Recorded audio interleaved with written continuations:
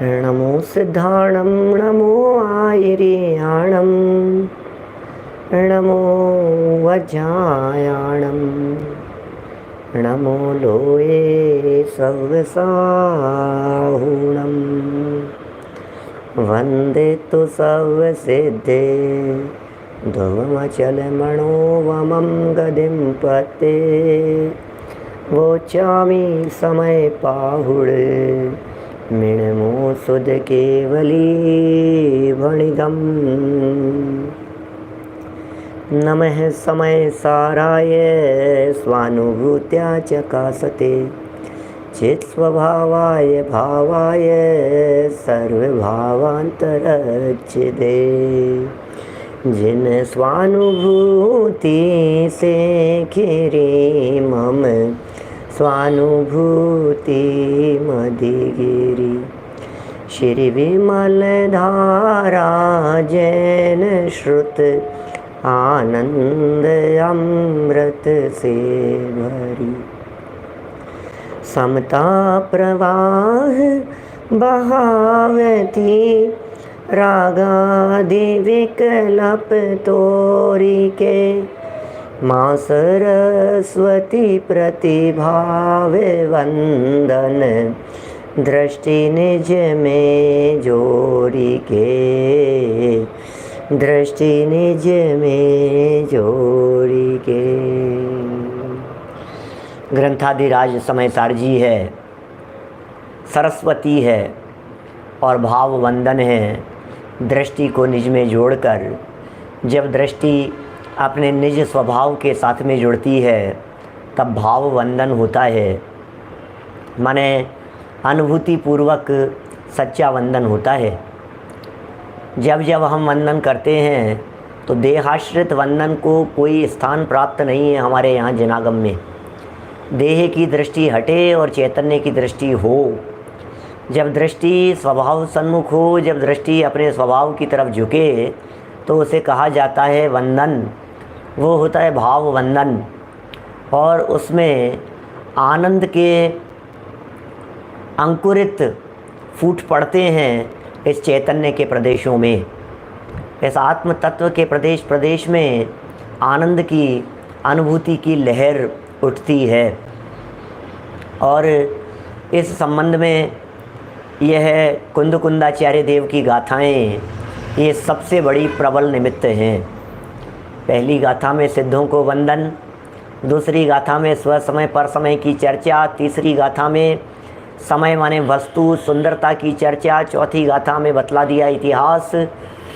हमने आज तक क्या किया और क्या नहीं किया, क्या सुना और क्या नहीं सुना, क्या जाना क्या नहीं जाना, किसका परिचय प्राप्त किया किसका परिचय प्राप्त नहीं किया, किसका अनुभव किया किसका अनुभव नहीं किया, बातें बता दी चौथी गाथा में। और पांचवी गाथा में प्रतिज्ञा कर ली एकत्व विभक्त भगवान आत्मा को दिखाने की और उसकी विधि के संबंध में भी 4 चरण इस पांचवी गाथा में दे दिए गए थे।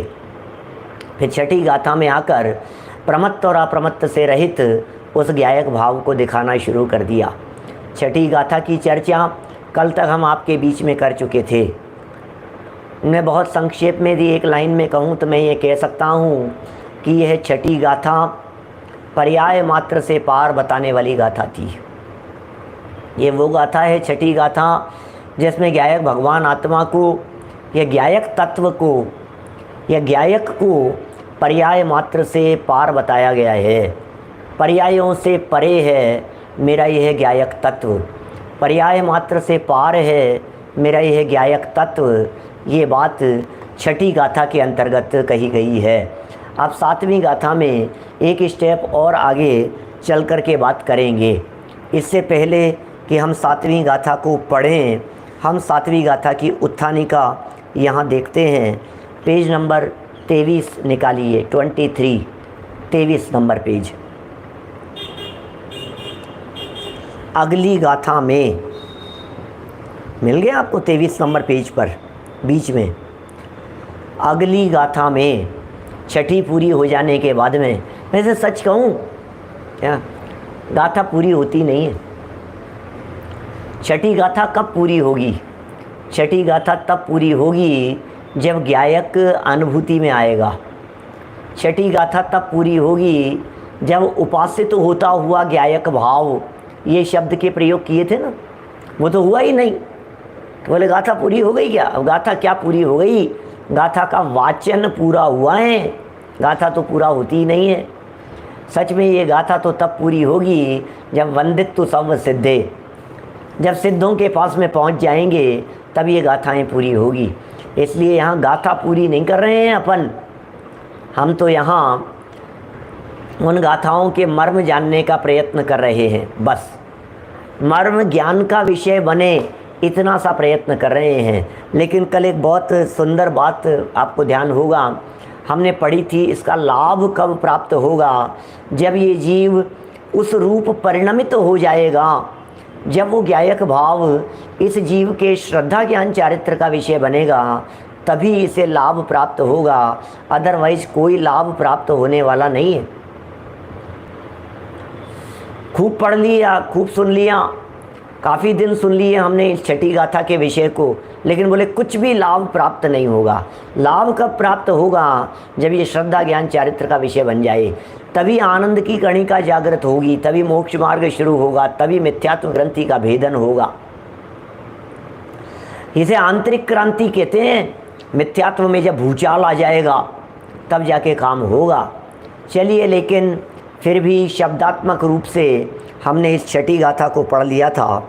अब अगली गाथा में शब्द देखिए क्या कह रहे हैं।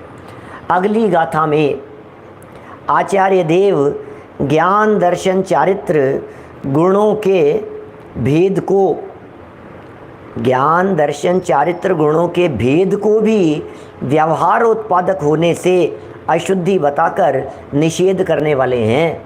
क्या करने वाले हैं यहाँ इस 7वीं गाथा में? दर्शन ज्ञान चारित्र के भेद को भी, व्यवहार है, व्यवहार, व्यवहार कह रहे हैं क्या?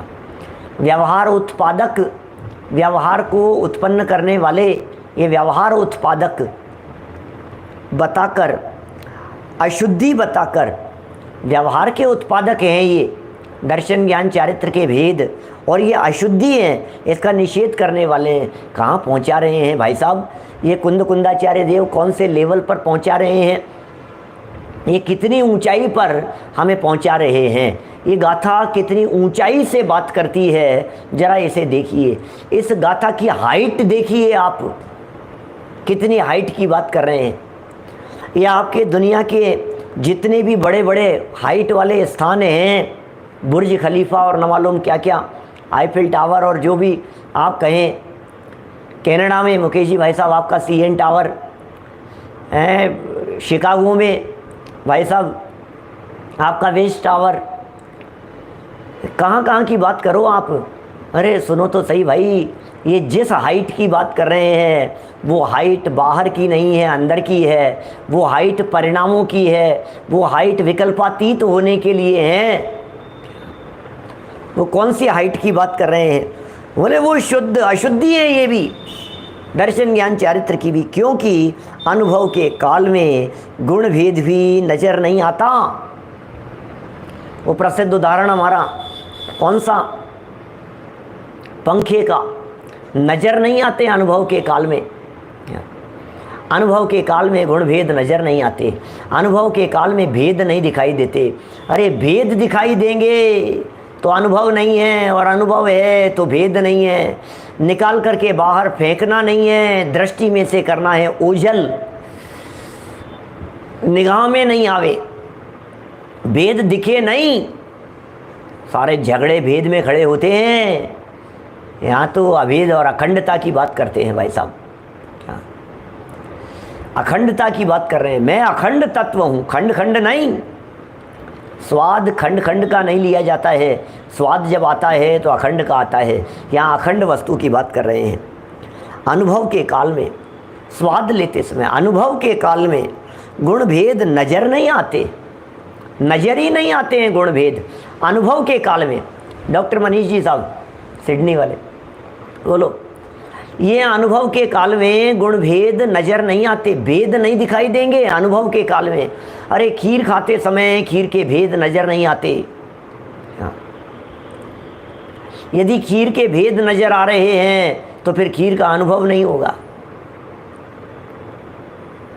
ठंडाई पीते समय यदि आपको बादाम दिखने लग जाएं, यदि आपको और चीज़ें उसमें दिखने लग जाएं, उसमें इलायची का स्वाद अलग आने लग जावे, भाई साहब स्वाद जाता रहा ठंडाई का स्वाद लेना है तो आपको इलायची नहीं दिखनी चाहिए, आपको किशमिश नहीं दिखनी चाहिए, आपको बादाम नहीं दिखने चाहिए, आपको और चीज़ें जो उसमें ड्राई फ्रूट्स डले हैं वो सब नहीं दिखने चाहिए। आपको तो ठंडाई माने ठंडाई, क्या खीर माने खीर, बस और कुछ नहीं। तो अनुभव के काल में गुण भेद नज़र नहीं आते। सवाल तो नज़र का है, क्या नज़र नहीं आते भाई साहब। सचिन जी महंगाई नहीं दिखनी चाहिए, इतना पैसा खर्च हो गया, ये नहीं दिखना चाहिए।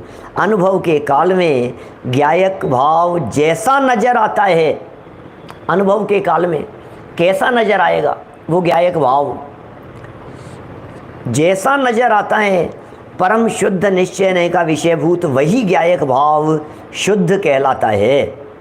यह स्पष्ट करना भी उक्त कथन का मूल प्रयोजन है।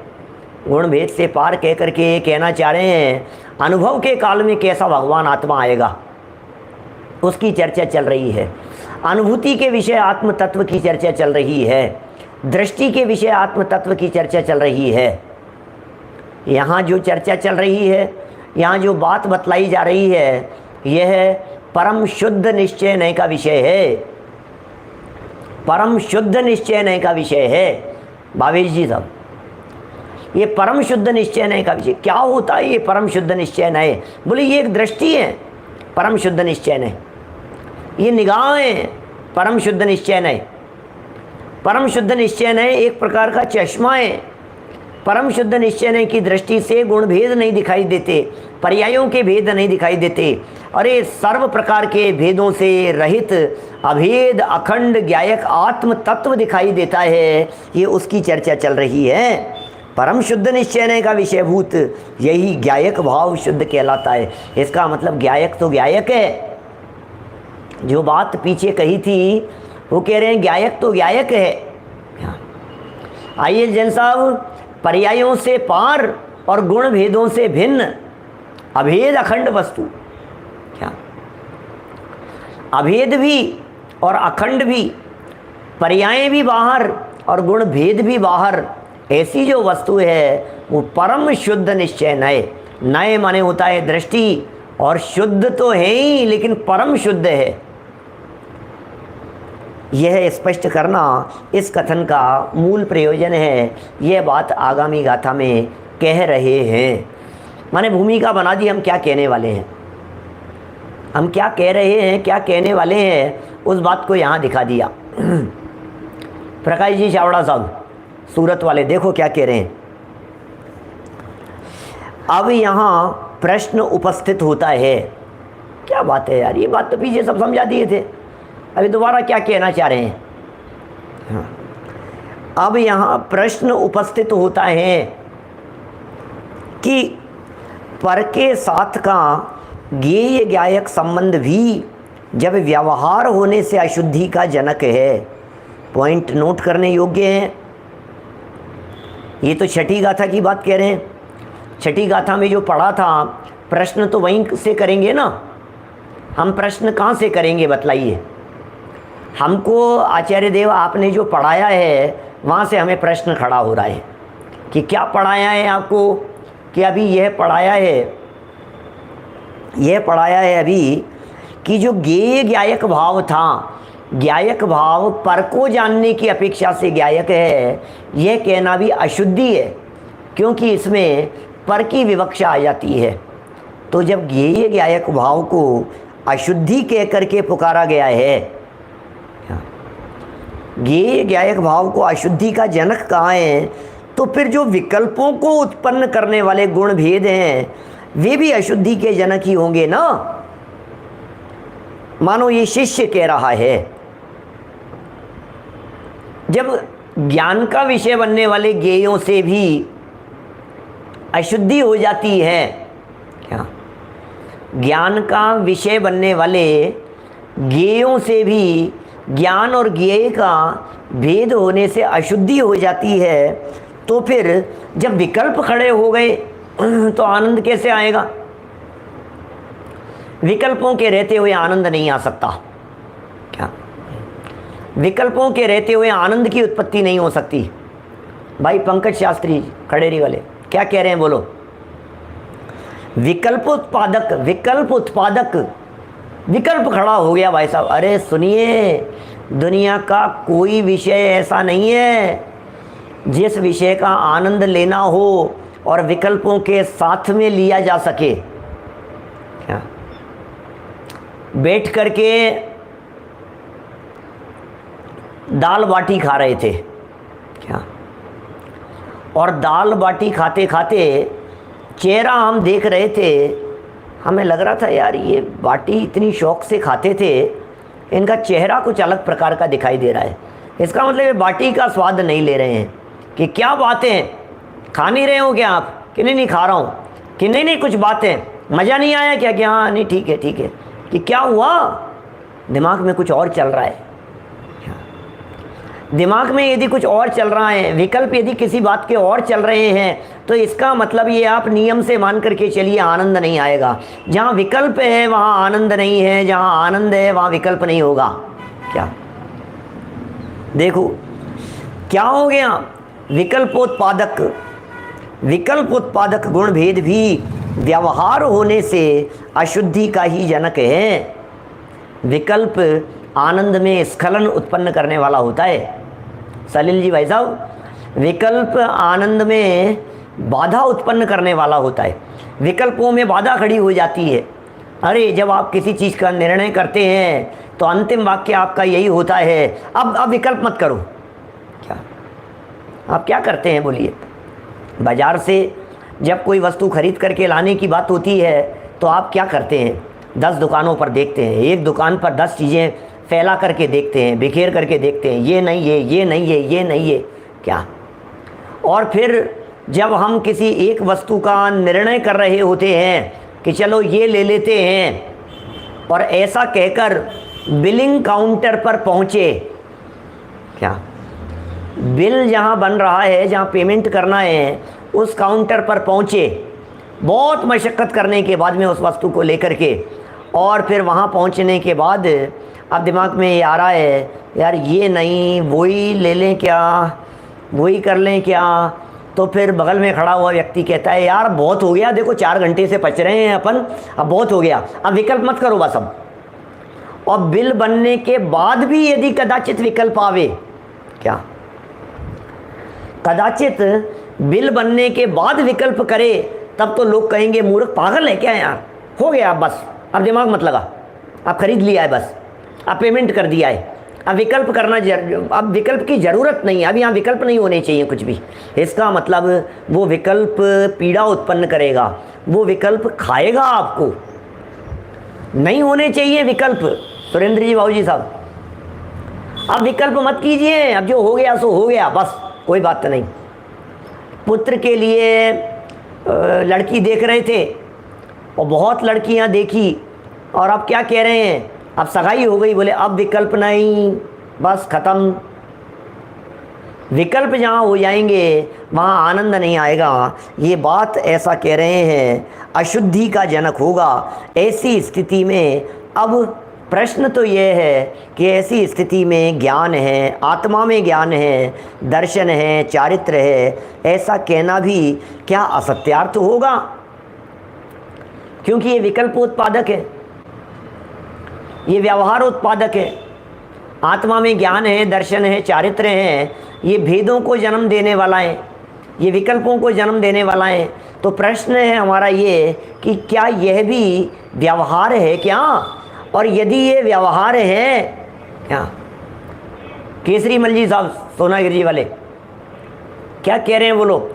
यदि ये भी व्यवहार है, और पीछे ऐसा कहा था कि जो भी व्यवहार होता है वो असत्यार्थ होता है, वो अभूतार्थ होता है, वो अशुद्धि है, वो निषेध कर देने योग्य हैं, ये सब बातें पीछे कही थी। तो क्या ये व्यवहार भी छोड़ देने लायक है? क्या इस व्यवहार को भी छोड़ देवें? क्या इस व्यवहार का भी निषेध कर देवें? ऐसा कहना भी क्या असत्यार्थ है? क्या ये भी झूठा है? इसी प्रश्न के उत्तर में 7वीं गाथा का उद्भव हुआ है। अब 7वीं गाथा जन्म ले रही है। मूल गाथा पढ़ते हैं हम लोग, हमारे बहुत सारे साथी साधर्मी लोग इन गाथाओं को याद भी कर रहे हैं। मैं कहना चाहता हूँ याद करते चलिए। 1-2 दिन चलेगी 7वीं गाथा, 6ठी गाथा चली 12 दिन। सच में उसने तो 12 बजाए मिथ्यात्व के, अब बजे के नहीं बजे पता नहीं मुझे तो, लेकिन इतने दिनों में तो 6ठी गाथा बार बार बोल करके याद हो गई होगी। ऐसे ही पिछली भी गाथाएं, जब कोई गाथा 1-2 दिन चलती है तो 2-3 दिन में एक गाथा याद करना कठिन काम नहीं है, वो गाथा याद होनी ही चाहिए। तो 7वीं गाथा बोल रहे हैं। व्यवहारेण वदे सदी, रिपीट अपने पास अपने घर में, व्यवहारेण वदे सदी, नाणेस चरित दंसणम नाणम, नाणेस चरित दंसणम नाणम, नवीणाणं न चरितं, नवीणाणं न चरितं, न दंसणं जान गो शुद्धो, न दंसणं जान गो शुद्धो। क्या हिंदी वाली कीजिए, कोई बात नहीं, प्राकृत भी कर सकते हैं, सरल होती है प्राकृत भी। मैं प्राकृत गाथा का अर्थ बता देता हूँ एक बार, जिससे आपको थोड़ा सा याद करने में सुविधा होगी। जिन्हें हिंदी करना है वे हिंदी कीजिए। देखिए, व्यवहारेण उपदिशति, व्यवहारेण उपदिशति, व्यवहारेण व्यवहार के द्वारा, उपदिशति उपदेश दिया जाता है, कहा जाता है, बोला जाता है। व्यवहारेण तृतीया विभक्ति है, व्यवहारेण माने व्यवहार के द्वारा, उपदिशति उपदिशति उपदेश कहा जाता है, बोला जाता है। क्या कहा जाता है? नाणिस ज्ञानी के, नाणिस माने ज्ञानी के, चरित दंसणम नाणम ज्ञानी के चरित्र है, दंसणम दर्शन है, नाणम नाण है, ज्ञान है। ये व्यवहार से कहा जाता है। ज्ञानी के, पॉइंट समझना, नाणिस षष्ठी विभक्ति है, नाणिस ज्ञानी के। अब मैं कहना चाह रहा हूँ कुछ विशिष्ट बात आपको। ज्ञानी के दर्शन ज्ञान चारित्र हैं, तो कौन से ज्ञानी की बात है? चौथे गुणस्थान वाले ज्ञानी की कि 5वें गुणस्थान वाले ज्ञानी की? 6ठे 7वें वाले ज्ञानियों की बात होगी भाई साहब, श्रेणी चढ़ने वाले ज्ञानियों की बात होगी, 11वें 12वें गुणस्थान वाले ज्ञानियों की बात होगी, अरहंत या सिद्ध भगवान वाले ज्ञानियों की बात होगी। नाणिस चरित्र दंसणम नाणम, ज्ञानी के दर्शन ज्ञान चारित्र हैं। ज्ञानी के, सुनिए सुनिए सुनिए, यहाँ जो ज्ञानी शब्द का प्रयोग किया जा रहा है, ये ज्ञानी शब्द का प्रयोग ज्ञान मात्र ज्ञानी के लिए कहा जा रहा है।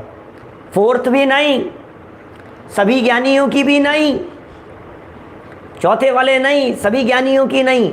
यहाँ तो कह रहे हैं ज्ञानी माने कौन? जिसके पास में ज्ञान है वो ज्ञानी। चक्रेश जी, ये तो आपकी बात चल रही है। भावेश जी, ये तो आपकी बात चल रही है। क्या समझ में आ रही है? संजय जी साहब, ये तो आपकी बात चल रही है। ये किसकी बात चल रही है? कौन ज्ञानी? बोले जिसके पास में ज्ञान है वो ज्ञानी है। जैसे जिसके पास में पैसे हैं वो पैसे वाला है, जिसके पास में ज्ञान है वो ज्ञान वाला है, जिसके पास में धन है वो धनवान है, तो जिसके पास में ज्ञान है वो ज्ञानवान है। तो ज्ञानी के, ज्ञानी माने ज्ञायक, ज्ञानी माने ज्ञान स्वभावी, ज्ञानी माने जिसमें ज्ञान है। जीव मात्र उसकी चर्चा चल रही है, प्राणी मात्र की चर्चा चल रही है। निगोद से लेकर के सिद्ध भगवान तक सबकी चर्चा चल रही है, सर्व संसारी और मुक्त जीवों की चर्चा चल रही है, उसका नाम है नाणी। क्या? नाणिस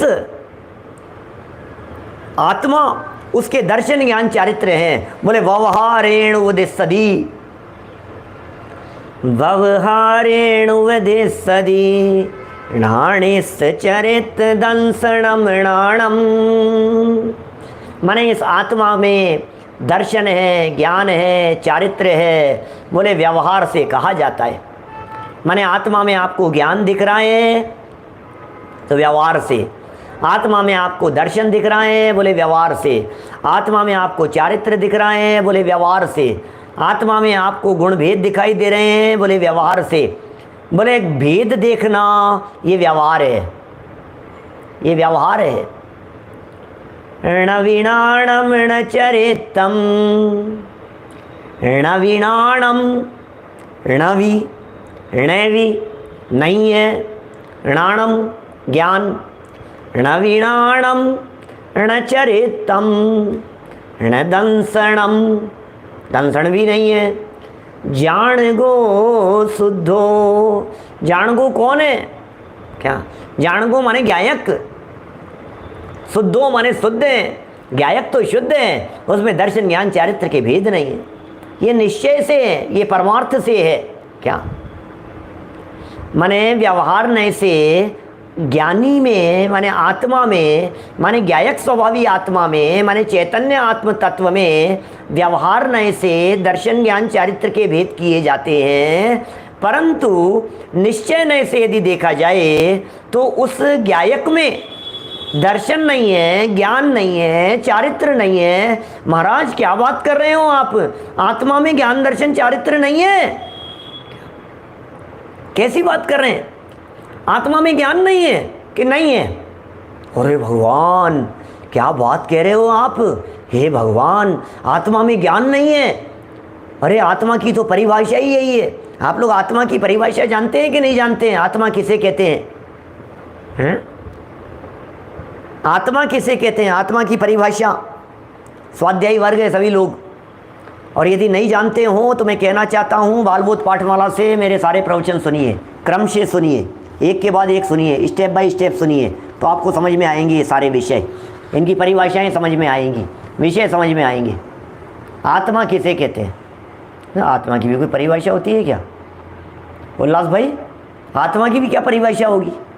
सुनो, आत्मा की परिभाषा बतलाता हूँ। आत्मा किसे कहते हैं?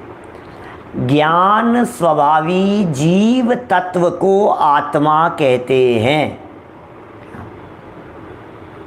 क्या? अशोक जी साहब, सही परिभाषा। ज्ञान स्वभावी जीव तत्व को आत्मा, ये परिभाषाएं, ये पाठमालाओं की परिभाषाएं हैं, ये याद होनी चाहिए, इनके बिना काम नहीं चलेगा, ये कंठस्थ होनी चाहिए। ये बेस है हमारा जैन शासन को पढ़ने के लिए। मैंने मोक्ष मार्ग प्रकाशिका को रहस्यपूर्ण चिट्ठी पूरी पढ़ाने के बाद बालबोध पाठमालाएं पढ़ाई सभा में, टोडरमल जी के मंदिर में, वहीं सभा में। अब मैं नहीं चाहता हूं कि समय सार पढ़ाने के बाद आपको पुनः बालबोध पाठमालाएं पढ़ाऊं, सब उपलब्ध हैं। आत्मा किसे कहें? ज्ञान स्वभावी, क्या? ज्ञान स्वभावी जीव तत्व को आत्मा कहते हैं। पाटनी जी, ज्ञान स्वभावी जीव तत्व को आत्मा कहते हैं। और अब देखो, जब आत्मा की परिभाषा ही यही है कि ज्ञान स्वभावी जीव तत्व को कहते हैं, फिर प्रश्न खड़ा होता है कि ज्ञान नहीं है आत्मा में। How it is possible? कैसे कैसे संभव है ये बात? आप ऐसा कैसे कह सकते हैं? क्या? ज्ञान स्वभावी जीव तत्व की चर्चा चल रही है और जीव आत्मा कहते ही उसे हैं जो ज्ञान वाला हो, और आपने ये कह दिया आत्मा में ज्ञान नहीं है, आत्मा में दर्शन नहीं है। सुनो सुनो भैया, बात ऐसी है, जब आत्मा को ज्ञान स्वभावी कहा जाता है तो ज्ञान वाला नहीं कहा जाता है क्या? जब आत्मा को ज्ञान स्वभावी कहा जाता है तो ज्ञान वाला नहीं कहा जाता है। जब आत्मा में दर्शन है कहा जाता है तो दर्शन वाला नहीं कहा जाता है। अरे भाई, हमारे यहाँ जिनागम में जो आत्मा में ज्ञान दर्शन की चर्चाएं की है, वास्तव में जो ज्ञायक कह करके पुकारा गया है, पिछली गाथा में भी ज्ञायक कहा था और यहाँ भी कह दिया जान गो शुद्धो, ज्ञायक तो शुद्ध है। ये ज्ञायक का अर्थ ज्ञायक नहीं होता, इस ज्ञायक में अनंत गुण गर्भित होते हैं, उसे ज्ञायक कहते हैं। ज्ञायक का अर्थ ज्ञान वाला नहीं है। शब्द से हमें ऐसा लगता है कि ज्ञायक माने ज्ञान वाला होगा। ज्ञायक में हमें ऐसा लगता है जैन साहब कि ज्ञायक माने ज्ञान वाला, वो ज्ञायक है, ज्ञायक भाव। इसीलिए ये पूरा समय सार ग्रंथ लिखने के बाद आगे जब परिशिष्ट लिखेंगे अमृतचंद्राचार्य देव, तो वहाँ ये कहेंगे कि इस ज्ञायक भाव में अनंत शक्तियाँ उछल रही हैं, अनंत शक्तियों का अखंड पिंड है, गुणों का गोडाउन है, शक्तियों का संग्रहालय है, ज्ञान का घन पिंड है, आनंद का रसकंद है। क्या समझ में आ रही है बात? ज्ञान दर्शन चारित्र वाला ये भगवान आत्मा, दर्शन ज्ञान चारित्र सहित ये ज्ञायक भगवान आत्मा, उस भगवान आत्मा की चर्चा चल रही है यहाँ पर। सब अभेद अखंड आत्मा है ये। देखिए क्या कह रहे हैं, नवीनाणम, अर्थ समझ में आ गया क्या प्राकृत का? नवीनाणम न चरितम न दंसनम जान गो शुद्धो।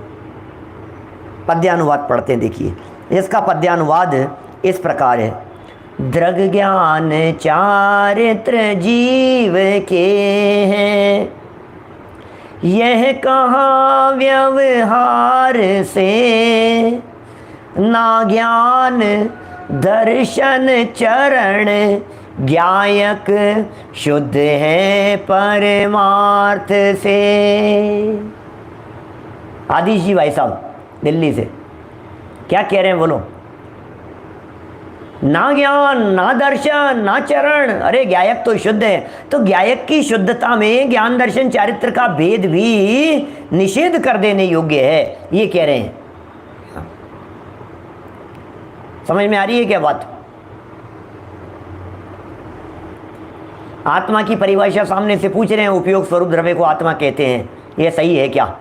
सही तो है, लेकिन परिभाषा की बात कर रहे हैं हम। परिभाषा वो होती है जो अनचेंजेबल होती है। आत्मा कटता पिटता नहीं है, ये भी आत्मा की बात तो सही है। आत्मा मरता नहीं है, ये भी बात तो सही है। अजर अमर है, ये भी बात तो सही है। ज्ञान दर्शन चारित्र आत्मा में, ये बात भी सही है। बातें तो सब सही है। परिभाषा एक बना लो और वो एक परिभाषा लाइफ टाइम के लिए पक्की कर लो, उस परिभाषा की बात कर रहे हैं हम। चलिए बात क्या कहना चाह रहे हैं यहाँ, ना ज्ञान ना दर्शन ना चरण ज्ञायक शुद्ध हैं परमार्थ। परमार्थ माने क्या है? परमार्थ माने होता है निश्चय, परमार्थ माने होता है सच्चाई, परमार्थ माने होता है हकीकत। हकीकत तो यही है भाई साहब। क्या हकीकत तो यही है? क्या हकीकत है? वो कह रहे हैं कि ज्ञान दर्शन चारित्र यदि दिखाई देंगे तो फिर शुद्ध ज्ञायक नहीं दिखेगा। शुद्ध ज्ञायक को देखने के लिए ज्ञान दर्शन चारित्र से भिन्न देखना पड़ेगा। मतलब ज्ञायक को शुद्ध देखने के लिए आपको दर्शन ज्ञान चारित्र से परे देखना पड़ेगा, तो वो ज्ञायक शुद्ध दिखाई देगा। दृग ज्ञान चारित्र जीव के हैं, जीव के हैं। यह कहाँ? व्यवहार से, व्यवहार से कहा है। चलिए अनुवाद पढ़ते हैं इसका, फिर टीका की तरफ बढ़ेंगे अपन लोग। ज्ञानी, ज्ञानी माने आत्मा। देखो स्पष्ट हो गया ना, नीचे लिख दिया। ज्ञानी माने क्या है? नाणिस्य, नाणिस्य चरित्र दंसनम नाणम, नाणिस्य चरित्र दंसनम नाणम। वाह, क्या कह रहे हैं? नाणिस्य माने ज्ञानी के, नाणिस्य माने ज्ञानी के, क्या आत्मा के। ज्ञान दर्शन और चारित्र ये तीन भाव, भाव माने गुण, ये तीन भाव माने तीन गुण व्यवहार से कहे जाते हैं। क्या निश्चय से, व्यवहार और निश्चय, निश्चय से ज्ञान भी नहीं है, दर्शन भी नहीं है और चारित्र भी नहीं है। ये निश्चय से नहीं है। क्या ज्ञानी माने आत्मा तो एक शुद्ध ज्ञायक ही है। क्या ज्ञानी माने आत्मा तो एक शुद्ध ज्ञायक ही है। ज्ञानी भगवान आत्मा तो शुद्ध हैं, ज्ञानी भगवान आत्मा तो एक गायक ही है। सुनिए, व्यवहार और निश्चय के साहब क्या बात कर रहे हो, ये कैसे व्यवहार की बात कर रहे हो? आत्मा में ज्ञान दर्शन चारित्र है, ये भी व्यवहार है? ये समझ में नहीं आ रहा है हमारे को, इसको भी व्यवहार कहोगे आप? तो फिर शरीर और आत्मा, फिर स्त्री पुत्र आदि घर बार महल मकान, ये सब हमारे हैं, वो व्यवहार नहीं है क्या? अरे भाई, व्यवहार व्यवहार में बहुत फर्क है। सारे व्यवहारों को एक खाते में नहीं डाला जा सकता है। व्यवहार व्यवहार व्यवहार एक नहीं, कई तरह के व्यवहार होते हैं। एक उपचरित असद्भूत होता है, एक अनुपचरित असद्भूत होता है, एक उपचरित सद्भूत होता है, एक अनुपचरित सद्भूत होता है व्यवहार। और सब व्यवहारों को एक खाते में नहीं डाला जा सकता है। ध्यान दीजिएगा, कुछ कहना चाहता हूँ। और एक ही भेद वाले व्यवहार भी सब एक जैसे नहीं होते हैं। मैं आपको उदाहरण से समझाऊंगा, आपको समझ में आएगी। बोलिए, वसुधैव कुटुंबकम की भावना, ये सारी धरती एक कुटुंब है, ये भावना व्यवहार की है कि निश्चय की है? नीतिकारों ने लिखा ना, अयम निज परो वेत्ति गणना लघु चेतसाम उदार चरित्ता नाम तू वसुधैव कुटुंबकम। सुनी होगी लाइनें आपने, कभी बचपन में पढ़ी होगी कभी। क्या? उदार चरित्ता नाम तू वसुधैव कुटुंबकम। क्या कि वसुधैव कुटुंब, सारी वसुधा, सारी पृथ्वी ही अपने कुटुंब की तरह है, ऐसा मानना उदार चरित्र वालों का काम है। निश्चय से कि व्यवहार से? ऐसा व्यवहार से, व्यवहार से। अच्छा, पूरी पृथ्वी को अपना कहना व्यवहार, और हिंदुस्तान हमारा है, ये व्यवहार है कि निश्चय है? ये भी व्यवहार है। हिंदुस्तान हमारा है, ये भी व्यवहार है, पक्का? अच्छा, हिंदुस्तान हमारा है और अब अपने अपने प्रांत को अपना कहना। सचिन जी बोलो, मध्य प्रदेश हमारा है। संजय जी, प्रमोद जी साहब, मध्य प्रदेश हमारा है, और हम कहें राजस्थान हमारा है, और हमारे और साथी कहें कि साहब ये तो गुजरात हमारा है। तो ये व्यवहार है कि क्या है? ये भी व्यवहार है। अच्छा, सारी धरती को अपना कहना भी व्यवहार, हिंदुस्तान को अपना कहना भी व्यवहार, और गुजरात को अपना कहना भी व्यवहार, और फिर जयपुर को अपना कहना, बोले वो भी व्यवहार है? ये भी व्यवहार है। विदिशा को अपना कहना, ये भी व्यवहार है।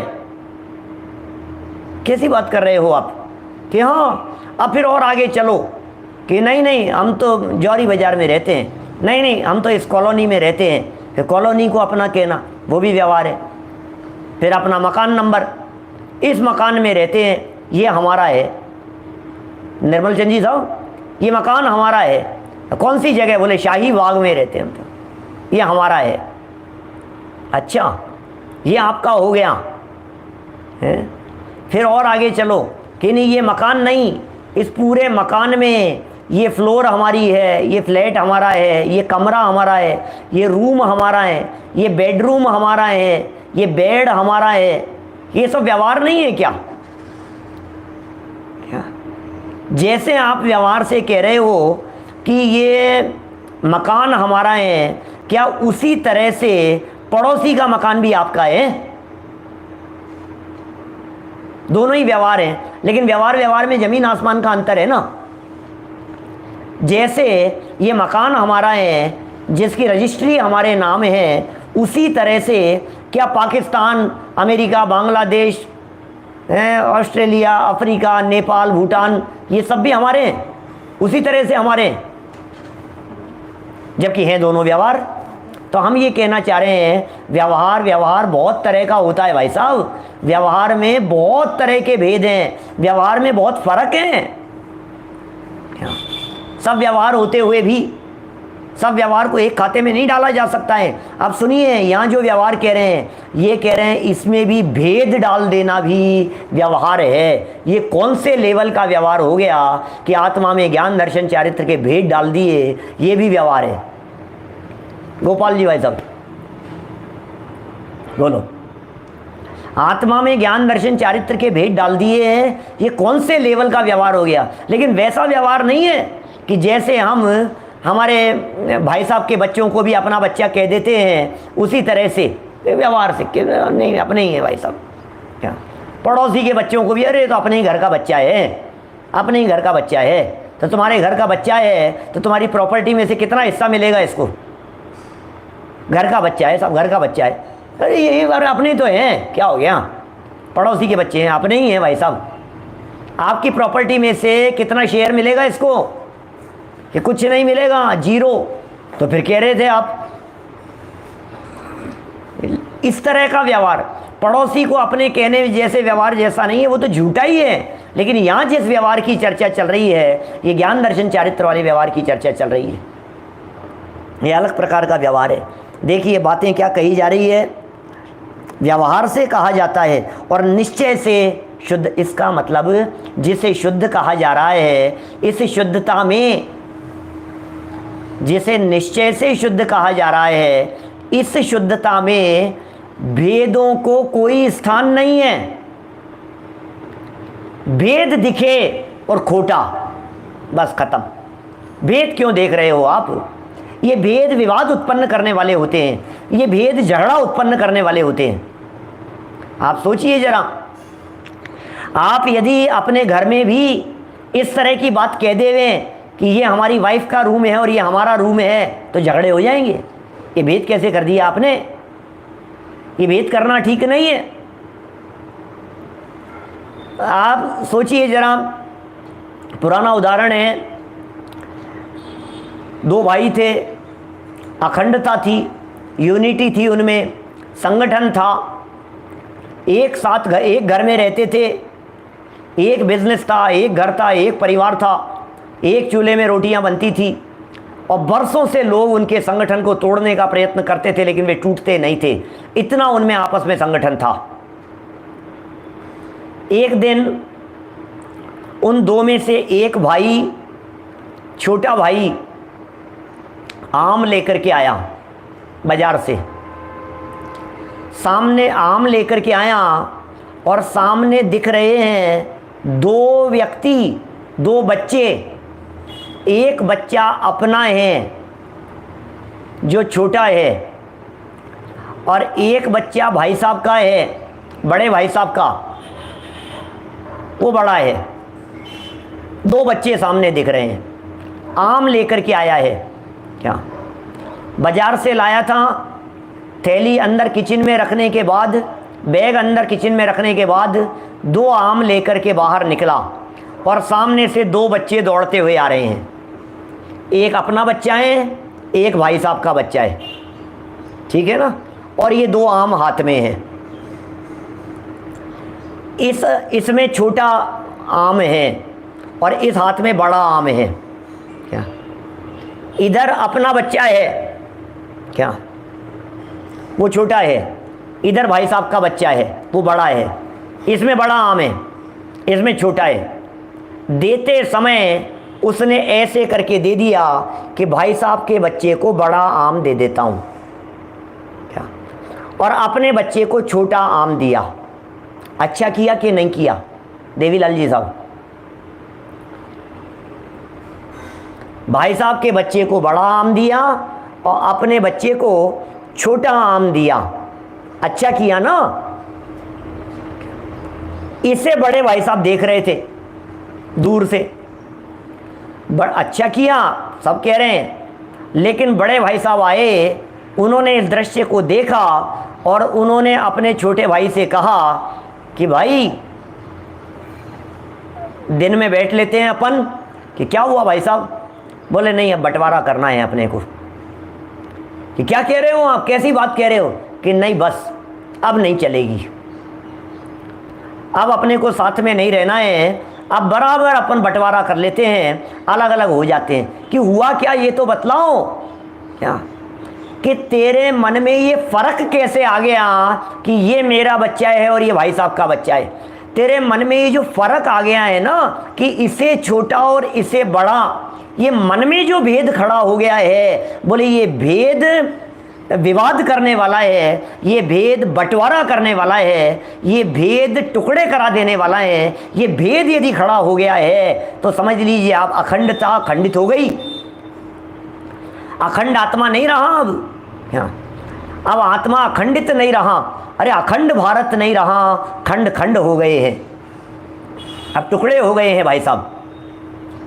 आपकी दृष्टि में भेद नहीं दिखने चाहिए थे। अरे छोटा आता तो छोटा आ जाता, बड़ा आता तो बड़ा आ जाता, लेकिन ये जो क्रॉस किया ना, ये जो हाथ को, क्या ये जो हाथ को क्रॉस करने वाली बात है, इसका मतलब मन में फर्क आ गया, इसका मतलब विचारों में फर्क आ गया। और जहाँ विचारों में फर्क आ गया है, उसका मतलब अब साथ में रहने में कुछ दम नहीं है, अब साथ में नहीं रहा जाता है, अब साथ में नहीं रहना है, हो गई छुट्टी, कोई बात नहीं।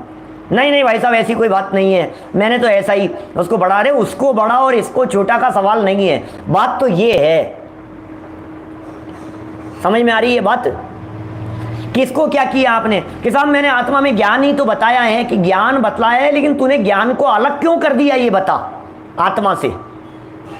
कि साहब मैंने दर्शन ही तो बताया है, मैंने चारित्र की बात ही तो बतलाई है, और आत्मा में है ना, हकीकत में है आत्मा में, कि सुन थे आत्मा में, लेकिन तूने उसे आत्मा से अलग क्यों कर दिया, ये बतला। क्या जब घर में आए हैं और पूरी प्रॉपर्टी अभी बंटवारा नहीं हुआ है, फिर तूने ऐसा क्यों कर दिया कि ये तो हमारा है और ये हमारा नहीं है? तूने बंटवारा कर क्यों दिया? तेरे दिमाग में ये भेद क्यों खड़ा हुआ? ये भेद तोड़ देगा, ये भेद आते ही टुकड़े हो गए हैं।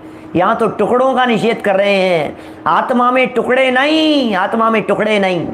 क्या आत्मा के टुकड़े हो गए तो बंटवारा हो गया भाई साहब।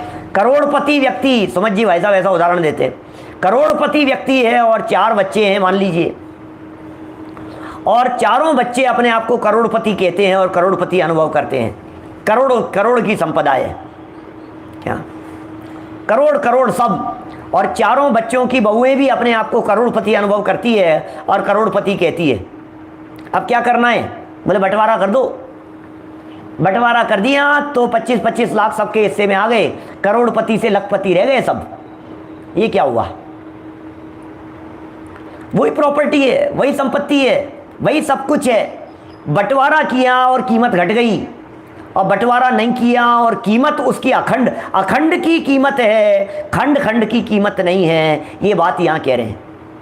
क्या करोड़पति से लखपति रह गए?